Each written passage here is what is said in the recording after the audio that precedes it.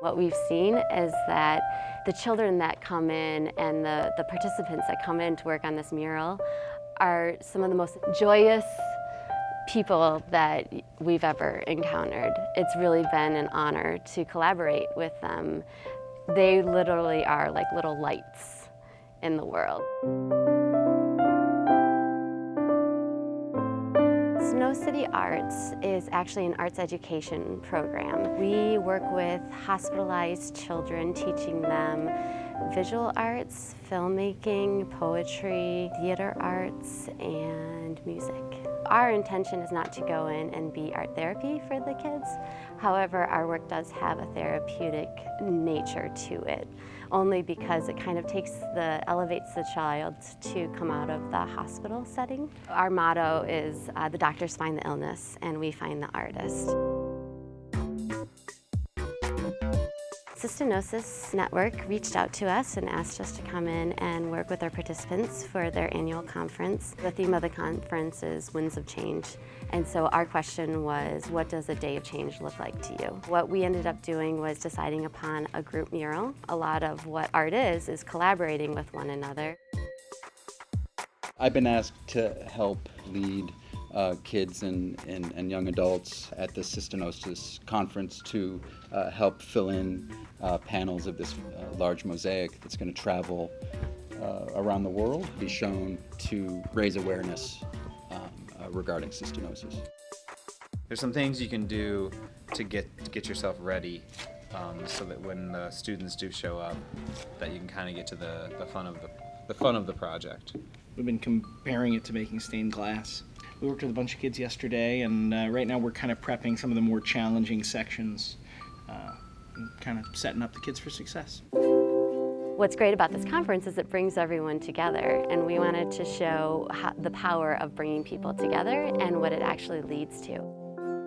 Our image that we came up with was to tell the story of the cystinosis community.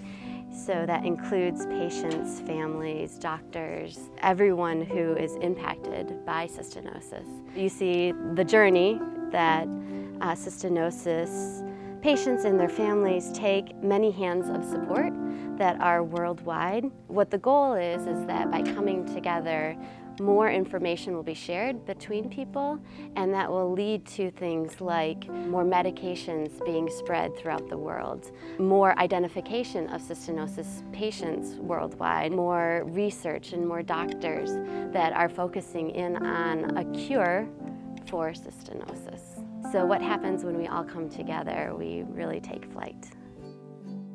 The trickiest thing to convince them of is that they can tear the paper. And that's a nice moment of, it's these small moments of discovery which are interesting.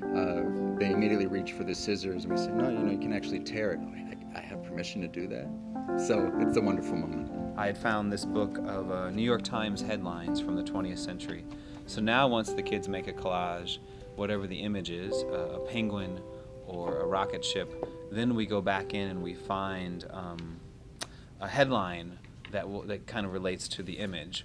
There was a girl digging her yard. She found a man. Over 50 people actually had their hands working on this mural. What we are there to do as professional artists is to inspire them to think about new ideas, be exposed to new cultures, be exposed to the arts in general. The emotional lift of being able to transform that space for the student and make it so they no longer have to consider themselves a group of symptoms but become a whole person through an art form.